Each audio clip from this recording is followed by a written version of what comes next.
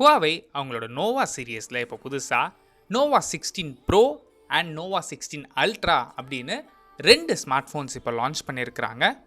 இன்றைக்கி இந்த வீடியோவில் Nova 16 Ultra எப்படி இருக்குன்னு இந்த வீடியோவில் பார்க்கலாம்.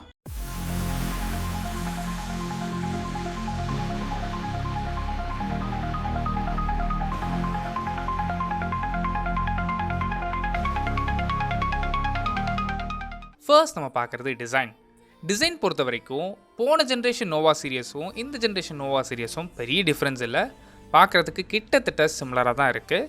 இந்த கேமரா மாடியூல் மட்டும் கொஞ்சம் டிஃபர் பண்ணி கொடுத்துருக்குறாங்க, மற்றபடி சிமிலரான டிசைன் தான். நீங்கள் என்ன நினைக்கிறீங்க இந்த டிசைன் பற்றி அப்படிங்கிற உங்கள் தாட்ஸ் என்ன அப்படிங்கிறது கீழே கமெண்ட் பண்ணுங்கள். இந்த ஃபோனோட சைஸ் பொறுத்த வரைக்கும் உங்களுக்கு 6.84 இன்ச்சஸ்க்கான OLED டிஸ்பிளே யூஸ் பண்ணியிருக்கிறாங்க.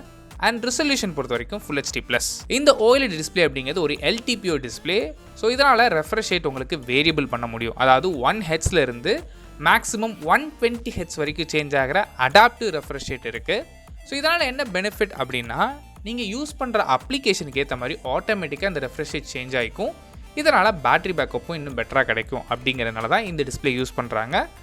அண்ட் கூடவே இந்த டிஸ்பிளேயில் லோ லைட்டில் யூஸ் பண்ணுறீங்க, இல்லை லைட் இல்லாத டைம் யூஸ் பண்ணுறீங்க அப்படின்னா உங்கள் ஐஸ் ஸ்ட்ரெயின் ஆகாமல் இருக்கிறதுக்கும் இந்த ஃப்ளிக்கர் ஆகாமல் இருக்கிறதுக்காக இங்கே 2160 ஹெட்ஸ்க்கான ஹை ஃப்ரீக்வன்சி PWM டிம்மிங் சப்போர்ட்டும் இருக்குது. அண்ட் ஸ்க்ரீன் ப்ரொடெக்ஷன் எடுத்துக்கிட்டிங்க அப்படின்னா இங்கே குன்லுன் கிளாஸ் ப்ரொடெக்ஷன் கொடுத்துருக்குறாங்க. நெக்ஸ்ட் இந்த ஃபோனில் யூஸ் பண்ணியிருக்க ப்ராசஸர்னு எடுத்துக்கிட்டிங்க அப்படின்னா ஹுவாவேயோட ஓன் சிப்செட்டான கிரின் 9010S சிப்செட் யூஸ் பண்ணியிருக்கிறாங்க.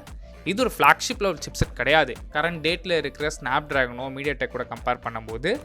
பட் இருந்தாலுமே உங்களோட யூசேஜை இதை ஹேண்டில் பண்ண முடியும். இப்போ நீங்கள் கேம்ஸ் ப்ளே பண்ணுறீங்க, இல்லை ஆப்ஸ் யூஸ் பண்ணுறீங்க அப்படின்னா ஹை கிராஃபிக்ஸில் ப்ளே பண்ணிக்க முடியும். அண்ட் ப்ராசரும் பார்த்தீங்கன்னா 8 Gen 1 8 Gen 2 அந்த அளவுக்கு பர்ஃபார்மன்ஸ் இதில் கிடைக்கும் உங்களுக்கு. அண்ட் இந்த ப்ராசரை சப்போர்ட் பண்ணுறதுக்கு 12 GB RAM ஆப்ஷனும் அண்ட் 1 TB வரைக்கான இன்டர்னல் ஸ்டோரேஜ் ஆப்ஷன்ஸும் அவைலபிளாக இருக்குது. அண்ட் கேமரா பொறுத்த வரைக்கும் இங்கே 200 மெகாபிக்சலுக்கான RYYB சென்சார் இங்கே யூஸ் பண்ணியிருக்கிறாங்க. இந்த சென்சாருக்கு ஆப்டிக்கல் இமேஜ் ஸ்டெபிலேஷன் சப்போர்ட்டும் இருக்குது. இந்த சென்சாரோட அப்பேச்சர் பொறுத்த வரைக்கும் f1.8 கொடுத்துருக்குறாங்க. செகண்டரி சென்சார் இங்கே 50 மெகாபிக்சலுக்கான RYYBக்கான பெரிஸ்கோப் டெலஃபோட்டோ லென்ஸ் யூஸ் பண்ணியிருக்கிறாங்க. இந்த டெலஃபோட்டோ லென்ஸ்க்கு ஆப்டிக்கல் இமேஜ் ஸ்டெபிலேஷன் சப்போர்ட் இருக்குது. இந்த ஆப்டிக்கல் கேமரா மூலமாக நீங்கள் 3.7x வரைக்கும் ஆப்டிக்கல் ஜூம் பண்ணிக்க முடியும். நீங்கள் 3.7 டைம் ஜூம் பண்ணாலுமே உங்களுக்கு இமேஜில் எந்த வித லாஸும் இருக்காது. ஸோ அதனால தான் இந்த கேமரா ரொம்ப யூஸ்ஃபுல்லாக இருக்கும். தேர்ட் சென்சார் இங்கே 50 மெகாபிக்சலுக்கான அல்ட்ரா வைட் ஷூட்டர் யூஸ் பண்ணியிருக்கிறாங்க. அண்ட் கூடவே இந்த அல்ட்ரா வைட் ஷூட்டர்லேயே மேக்ரோ கேமராவை இம்ப்ளிமெண்ட் பண்ணியிருக்கிறாங்க. அண்ட் ஃப்ரண்ட் ஃபேஸிங் கேமராவை பொறுத்த வரைக்கும் இங்கேயுமே ஒரு 50 மெகாபிக்சல் யூஸ் பண்ணியிருக்கிறாங்க.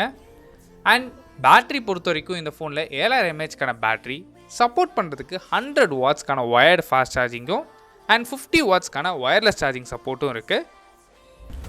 அண்ட் கூடவே 7.5 வாட்ஸ்க்கான ஒயர்லெஸ் ரிவர்ஸ் சார்ஜிங் சப்போர்ட்டும் இருக்குது. உங்ககிட்ட TWS இல்லை ஏர்பாட்ஸ்லாம் இருந்துச்சு, அது ஒயர்லெஸ் சார்ஜிங் சப்போர்ட்டாக இருந்துச்சு அப்படின்னா இதால் ஒயர்லெஸ்லேயே உங்களால் சார்ஜ் பண்ணிக்க முடியும். அண்ட் டைமென்ஷன்ஸ் பொறுத்த வரைக்கும் இந்த ஃபோன் வெறும் 7.1 mm தான் திக்னஸ். அண்ட் வெயிட் பொறுத்த வரைக்கும் உங்களுக்கு 218 grams. அண்ட் டியூரபிலிட்டிக்காக இங்கே IP68 அண்ட் 69க்கான டஸ்ட் அண்ட் வாட்டர் ரெசிஸ்டன்ஸ் சப்போர்ட்டும் இருக்குது. அண்ட் சாஃப்ட்வேர் பொறுத்த வரைக்கும் இந்த ஃபோன் Android 16 ரன் ஆகுது. இதுக்கு மேலே Huaweiயோட ஓன் OS ஆன HarmonyOS வெர்ஷன் 6.1 இங்கே அப்ளை பண்ணியிருக்கிறாங்க. ஃபைனலாக இந்த ஃபோனோட ப்ரைஸிங் பொறுத்த வரைக்கும் இப்போதைக்கு இந்த ஃபோன் சைனாவில் லான்ச் பண்ணியிருக்கிறாங்க. கூடிய சீக்கிரம் குளோபல் மார்க்கெட்ஸில் லான்ச் பண்ணுவாங்க. பட் இந்தியாவில் லான்ச் பண்ண மாட்டாங்க, பிகாஸ் இந்தியாவில் Huawei கிடையாது. ஸோ சைனீஸ் ப்ரைஸை இந்தியன் ருபீஸ் கன்வெர்ட் பண்ணி பார்க்கும்போது 12 GB RAM 256 GB வேரியன்ட் உங்களுக்கு 65,000 rupees ஸ்டார்ட் ஆகுது. அண்ட் டாப் அண்ட் வேரியன்ட் உங்களுக்கு 81,000 rupees வரைக்கும் ப்ரைஸ் பண்ணியிருக்கிறாங்க.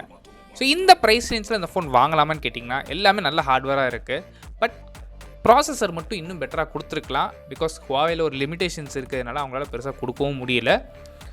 ஸோ இந்த ப்ரைஸ் ரேஞ்சில் இந்த ஃபோன் வாங்கலாமான்னு கேட்டிங்கன்னா இந்த ப்ரைஸ் ஓவர் ப்ரைஸ் மாதிரி தான் இருக்குது. இந்த ப்ரைஸுக்கு இந்த ஃபோனை கன்சிடருக்கு பதிலாக இந்தியாவிலே நிறைய ஸ்மார்ட் ஃபோன்ஸ் இருக்குது. நீங்கள் தாராளமாக அந்த ஃபோன்ஸ் கூட கன்சிடர் பண்ணி பார்க்கலாம். ஃபார் எக்ஸாம்பிள் விவோட X300 இருக்குது, அண்ட் ஓப்போவில் Find X9 இருக்குது, விவோட X200T இருக்குது, OnePlusல 15 இருக்குது. ஸோ இந்த ஃபோன்ஸை நீங்கள் தாராளமாக கன்சிடர் பண்ணி பார்க்கலாம். நீங்கள் என்ன நினைக்கிறீங்க? இந்த ப்ரைஸ் ரேஞ்சில் இந்த ஃபோன் வாங்குவீங்களா, இல்லை இந்தியன் ஆல்டர்னேட்டிவ்ஸ் யூஸ் பண்ணுவீங்களா? உங்கள் தாட்ஸ் என்ன அப்படிங்கிறதுக்கு கமெண்ட் பண்ணுங்கள். தேங்க்ஸ் ஃபார் வாட்சிங்.